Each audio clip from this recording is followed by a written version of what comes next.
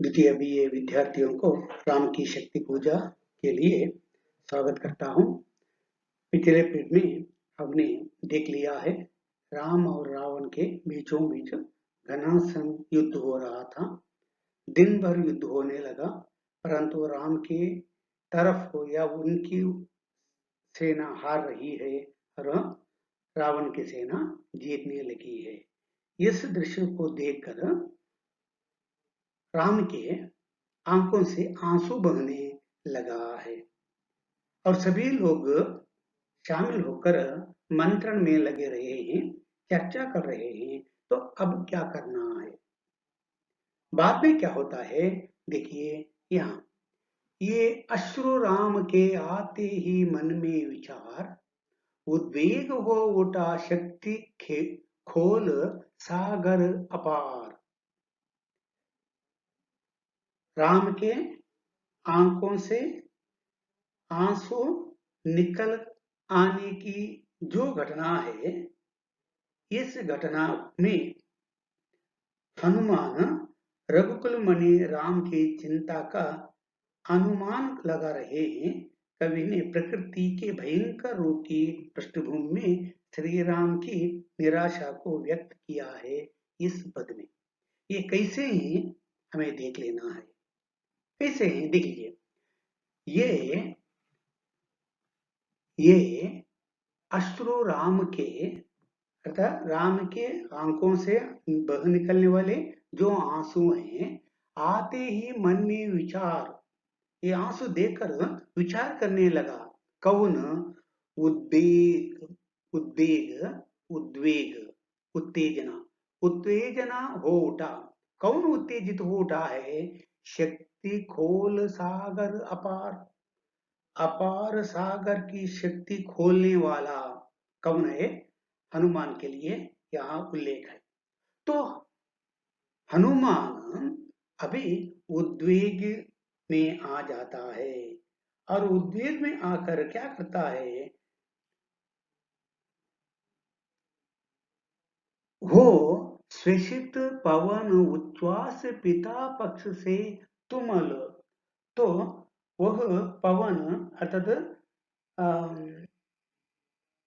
हनुमान तो उन्वास, उन्वास अर्थात या उच्छ्वास का मतलब है तो प्रलय के समय चलने वाले पवन, प्रलय के समान चलने वाले पवन किस तरह आने लगता है, उसी तरह आज ಹನುಮಾನ್ करने लगा. ಅಂದ್ರೆ ಪ್ರಳಯ ಕಾಲದಲ್ಲಿ ಗಾಳಿ ಯಾವ ರೀತಿ ಬೀಸ್ತದೋ ಅತ್ಯಂತ ತೀವ್ರಗತಿಯಲ್ಲಿ, ಆ ತೀವ್ರಗತಿಯಲ್ಲಿ ಈಗ हनुमंत चढ़पड़िस्ता इದ್ದಾನೆ. वह उत्तेजित होकर अभी भीषण ध्वनि करने लगा है. तो उच्छ्वास पिता पक्ष से तुमुल, पिता पक्ष कौन है?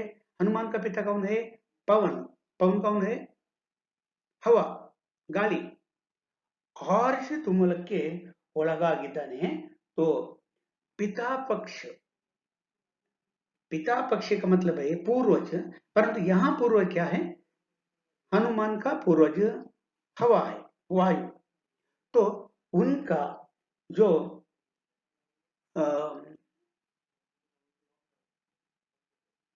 तुमुल, तुमुल का मतलब है तो भयंकर, भयंकर क्या करने लगा है कि उद्वेग उठा, क्योंकि उन्हें इस बात का बहुत क्लेश था कि श्री राम का मन इतना अधिक दुखी है. शक्ति के साथ खेलने वाले और सागर की तरह अतः हनुमान का चित्त श्री राम की इस वेदना को देखकर उद्वेलित हो उठा और इसके साथ ही उनके पूर्वज अर्थात मारुत की ओर से प्रसरित उनचासों पवन प्रवाहित होने लगे. सागर के विशाल वक्ष पर एकत्रित हुई, एकत्रित हुई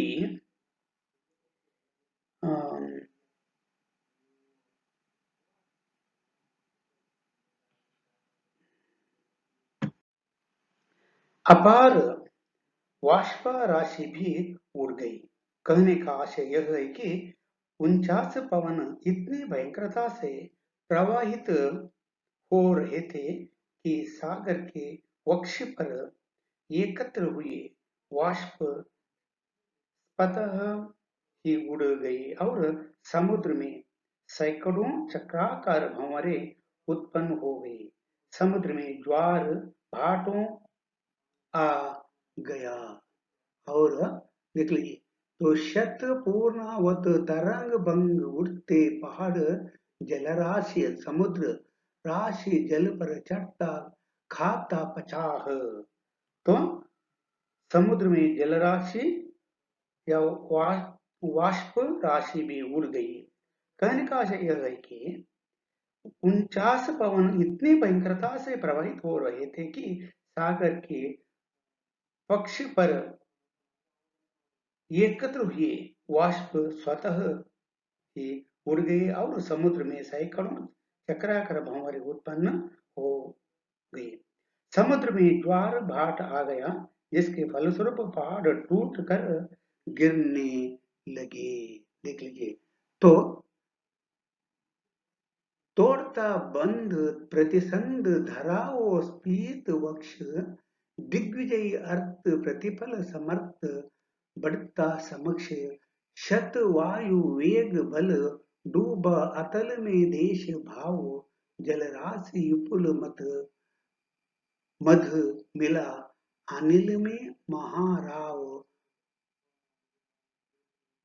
वाजंग तेज घन वना पवन को महाकाश पहुंचा एकादश रुद्र शुद्धा का अट्टहास सुधा का अट्टहास। देख लीजिए, तो इस अवसर पर क्या होता है, देख लीजिए। तो कहने का अभिप्राय है कि हनुमान के उत्तेजित होने के साथ ही विशाल समुद्र भी उत्तेजित होकर अपनी सीमाओं या अतिक्रमण करने लगा। समुद्र में सैकड़ों वायु का वेग भर आया। समुद्र के लहरों के अनियंत्रित विस्तार के कारण देश और दिशा देश और दिशा का ज्ञान भी डूबता जा रहा था। तेज गति से चलने वाला पवन अर्थात हवा क्या होने लगा है कि समुद्र की अतल जलराशि को मत रहा था और एक भीषण ध्वनि उत्पन्न हो उठी थी। फलतः वज्र की तरह कठोर अंगों से युक्त और एकादश रुद्र के अवतार हनुमान अट्टहास करते हुए वायु को बहुत अधिक भयंकरता प्रदान करते हुए महाकाश में जा पहुंचे। प्रकृति का वर्णन करता है, तो अपार समुद्र की हवा को रोकने वाला जो हनुमान है, अट्टहास करते करते वह अपना क्रोध दिखाने लगा है। किनके विरुद्ध? रावण के विरुद्ध। क्यों इतना क्रोध उत्पन्न हुआ है? क्योंकि उनका जो राम है, उनकी आंखों से आंसू निकलने लगा है। यह देखकर रुद्र क्षुद्ध कर अट्टहास करने लगा है। कौन? हनुमान। रावण महिमा श्यामा विभावरी अंधकार। तो इस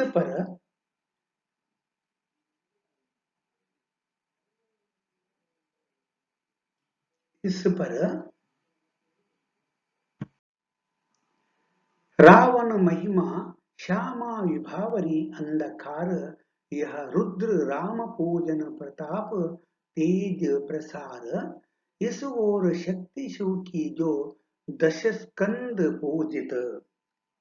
इस भाग में कविवर निरज जी महाशक्ति की पूजा करने वाले रावण और शंकर की स्तुति करने वाले श्री राम के अनन्य भक्त हनुमान की क्षमताओं की तुलना प्रस्तुत की है। अर्थात अनन्य भक्ति करने वाले जो रावण है, इनकी आराधना करने वाला है शिव, उस शिव की स्तुति करने वाले श्री राम के अनन्य भक्त हनुमान की क्षमताओं की तुलना प्रस्तुत किया है, मतलब उनकी तुलना करने लगा है हनुमान की। किस तरह है देख लीजिए कि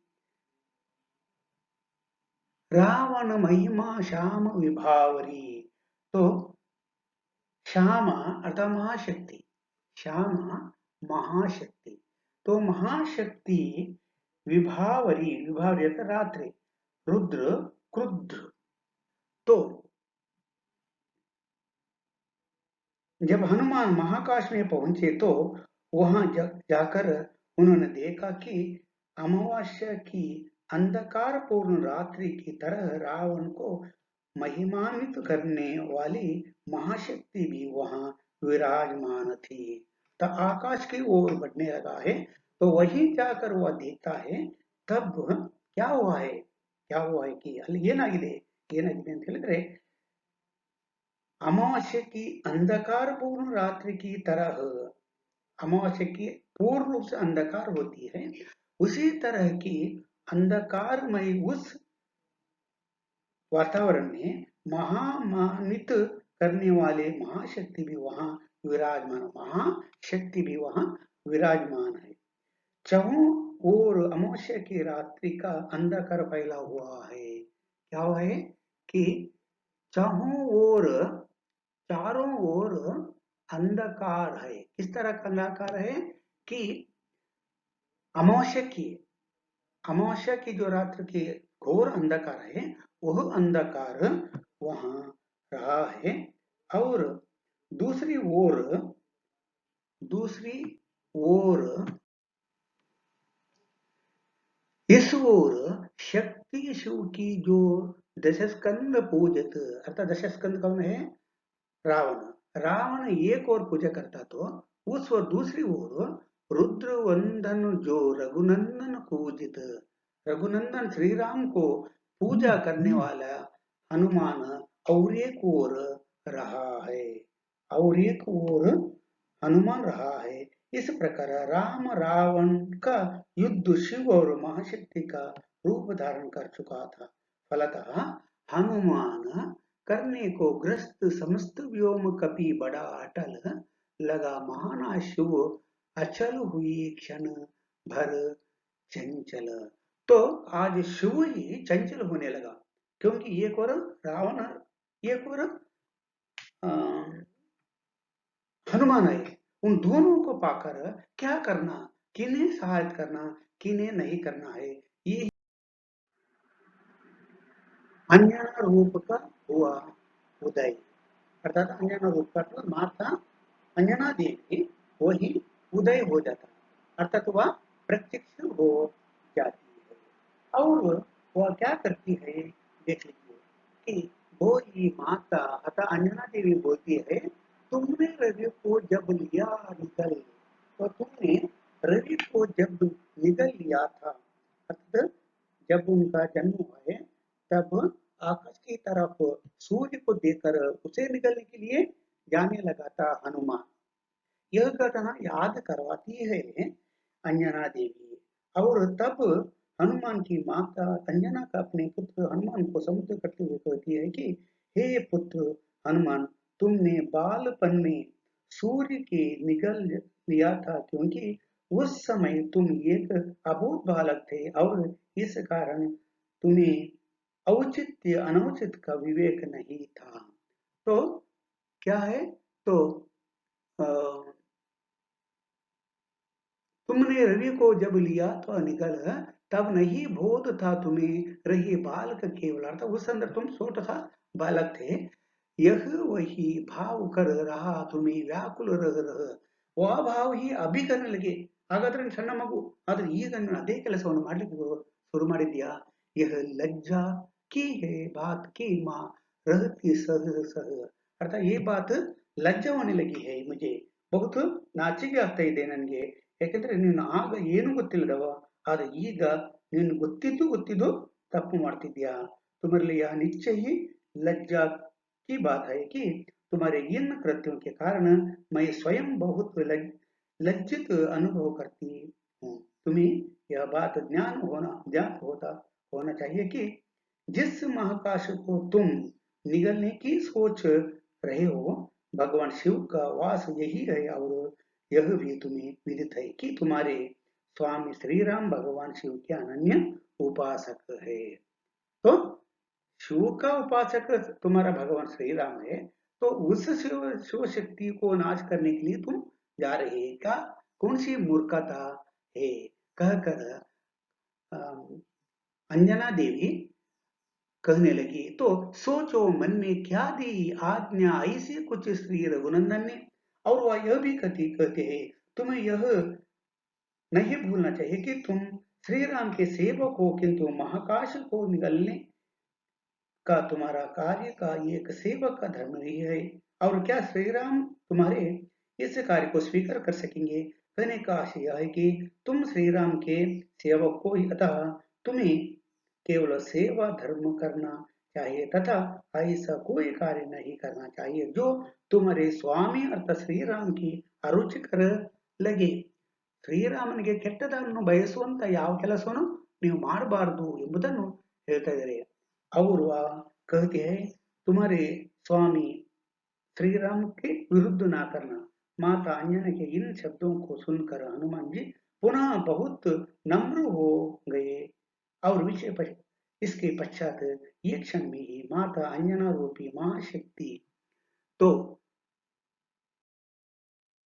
राम का विषण्ण देखते हुए कुछ क्षण हे सका विभीषण. तो इतने में हनुमान जी धीरे धीरे धरती पर उतर आए और फिर अत्यंत दैन्य भाव के साथ उन्होंने श्री राम के चरण छुए. तो बाद में राम का विषण्ण देखते हुए कुछ विषण्ण दुखी हुआ वदन मुख अर्थात आकर राम का मुख को देखता है और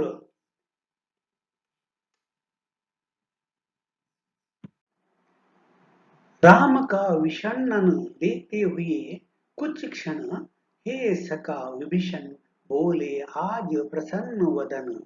तो इस दृश्य में विभीषण अभी राम के मुख को देखता है. राम का मन या मुख आज दुखी है.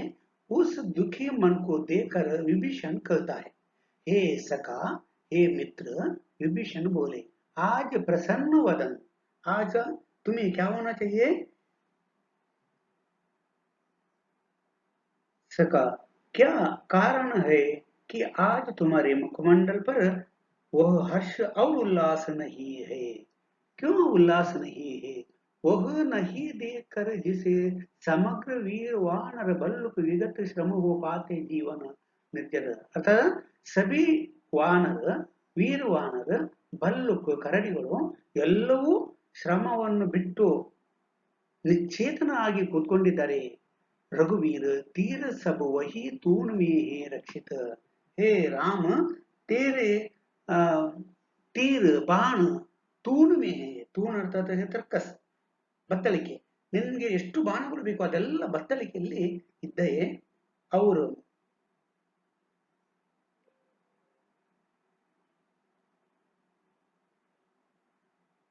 जीवन तुम्हें प्रसन्न मुख का दर्शन सब वही तूण में है रक्षित. हे वही पक्ष रणकुशल हस्त बल वही अमित है वही सुमित्रानंदन लक्ष्मण मेघनाद जित रण है वही भल्लपति जाम्बव वानरेंद्र सुग्रीव प्रमण तारका तारकुमार भी वही महाबल श्वेत धीर. अर्थात ये सभी व्यक्ति हैं. बल्लपति है, वानरेंद्र सुग्रीव है और प्रमाण तारा कुमार भी वही महाबल श्वेत धीर अपर प्रतिभट वही एक ಅದ್ಭುತ ಸಮ ಮಹಾವೀರ ಹೇ. ಇದೆಲ್ಲ ಮಹಾವೀರರು ನಿನ್ನ ಒಟ್ಟಿಗೆ ಇರುವಾಗ आज तुम्हें आत्मविश्वास क्यों खो बैठना है? आज भी तुम्हारे भीतर अतुलित बल और ये सभी है. और जब तुम जीतने का समय आ रहा तो तुम उस समय पीठ मोड़ रहे, तुम्हारे ऐसा करने का अर्थ होगा।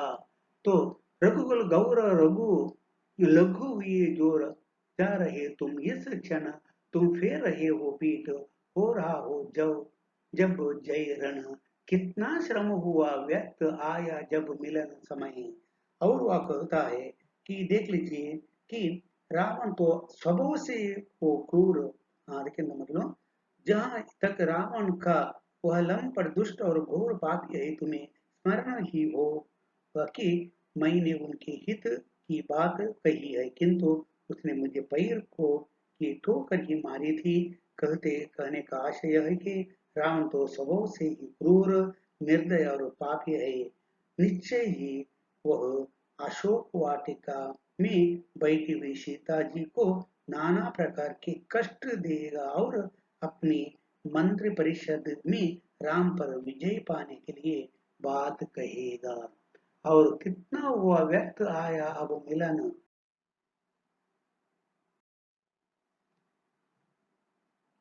कोमल सुर बोले रघुमणि, मित्रवर विजय होगी ना समर, यह नहीं रहा नर वानर का राक्षस से गण, उतरी पा महाशक्ति रावण से आमंत्रण, अन्य इधर धरे उधर शक्ति, कहते छल छल हो गई नयन, कुछ बूंद पुनः ढल के दृग जल। इस तरह कहते कहते उनके विभीषण की बात सुनकर अभी रघुमणि जो श्री राम है वो कहने लगा, क्या कहने लगा है कि हे मित्र, यह स्मरण रखो कि अब यह युद्ध नर वानरों और राक्षसों के बीच का युद्ध नहीं रह गया। वास्तविक यह है कि रावण का निमंत्रण पाकर स्वयं महाशक्ति उसकी सहचर्य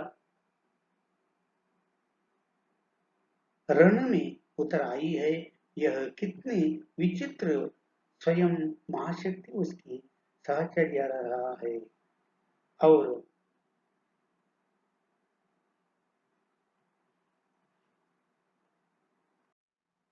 और अन्याय जिधर है उधर शक्ति, कहते छल छल हो गई नयन।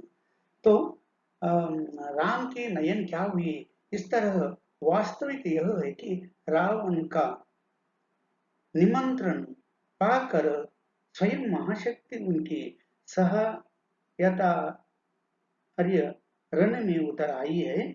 यह कितनी विचित्र बात है कि रावण पाप और अधर्म में लग जा हुआ है, किंतु मां से उसी का पक्ष है। क्या है? अन्य जिधर है उधर शक्ति है। अन्य किनके ओर है? रावण।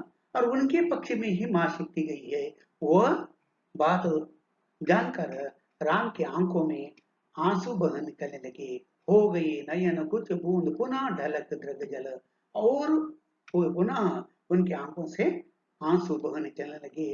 रुक गया कंठ, कंठ से बातें तो नहीं निकली। चमक लक्ष्मण तेज प्रचंड, धंस गया धरा में कपि गह, युगपद मसक दंड। राम की इस स्थिति को देखकर तो आंखें छलछला उठी और उनसे कुछ आंसू की बूंदें ढुलक पड़ी। उनका गला रुंध गया। राम की इस निराशापूर्ण मनस्थिति को देखकर लक्ष्मण का शौर्य तेज और शौर्य प्रदीप्त हो उठा। हनुमान भी श्री राम के इन भावों को समझकर उनके दोनों चरणों को पृथ्वी के भीतर धंसाए जा रहे थे। कहने का आशय यह है कि श्री राम की इस निराशा और उदासी देखकर हनुमान अपने आप को धिक्कार रहे थे और वह लज्जा के कारण धरती में धंसते जा रहे थे। तो कपि गह युगपद, युगत दो दो पैरों को भूमि में वह इस तरह करने लगा है, अर्थात वह धंसने लगा है। ಏನು ಮಾಡುದೀಗ ಎಂತ ಮಾಡುದು इस तरह तो धंसने लगे अर्थात क्रोध प्रकट कर रहा है। और इसी सारी स्थिति को समझ लेने के पश्चात सुग्रीव अत्यंत व्याकुल हो उठे। तो समझते हुए जो सकल भाव व्याकुल सुग्रीव हुआ, उर में त्यों विषम घाव निश्चित सा, करते विभीषण कार्यक्रम मौन में स्पंदित वातावरण विषम, अर्थात विभीषण भी इस कार्यक्रम में क्या होने लगे हैं, वह कुछ करने में असमर्थ हुए हैं। भीतर ही भीतर घुटन और आक्रोश बराबर बना रहा था। तो क्या करना है, क्या करना है? इसी तरह विषम वातावरण में राम, लक्ष्मण, हनुमान, विभीषण, जाम्बवन सभी चिंतामग्न हैं। तो बाद में क्या होता है, देखिए, निज सहज रूप में संपत हो जानकी प्राण भोले। तो इतने में कवि कहता है, कुछ समय पश्चात श्री राम संयत हो गए और सहज भाव में, शब्दों में विभीषण में कहते हुए कहने लगे कि हे मित्र विभीषण, मैंने तुम्हारी सारी बात सुनी, किंतु यह ईश्वरीय विधान मेरे समझ में नहीं आता कि रावण अधर्म पर चलने वाला है। फिर आया ना समझ में, राम कहता है, सॉरी राम कहता है, मेरे समझ में नहीं आता है दैवी विधान, अर्थात देवी महाशक्ति विधान व्यवस्था क्या है। रावण अधर्म रत है, अन्याय करने वाला है, अपना मय हुआ अपार, यह रहा शक्ति का खेल समार शंकर शंकर, शिव शिव, यह शक्ति का खेल है, ऐसा क्या है? इस तरह राम कहने लगा है। करता मैं योजित बार बार शरण कर निश्चित हो सकते जिनसे यह संस्मृति संपूर्ण विजित, जो तेजा पुंज सृष्टि के रक्षा का विचार है, जिसमें निहित पतन घातक संस्कृति अपार। तो इन बाणों में पापों और नाश करने वाली अपार संस्कृति के भाव में निश्चित है। पूरी तरह युद्ध शुद्ध ज्ञान भी भरा हुआ है। हे विभीषणाए मेरे, इन बाणों में मन का अति सूक्ष्माति सूक्ष्म विवेक भरा हुआ है। साथ ही मां बाणों के भीतर क्षत्रिय धर्म अपने पूर्ण रूप में अभिषिप्तहीन बाणों को राजाओं का भी संयम भी प्राप्त है। विभीषण, यह मां शक्ति का ही खेल है कि मेरे बाण आज विफल और खंडित हो गई। मैंने अपनी आंखों से देखा है कि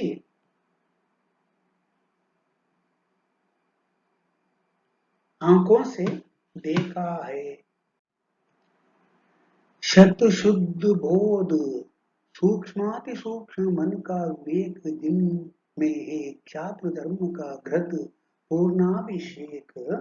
तो वह कहता है, हे विभीषण, वही महाशक्ति मेरे मंत्रों से सिद्ध किए हुए बाणों को स्वयं पर झेल रही थी और कदाचित इसी बाण कारण वे बाण राक्षस सेना का नाश नहीं कर पा रहे हैं।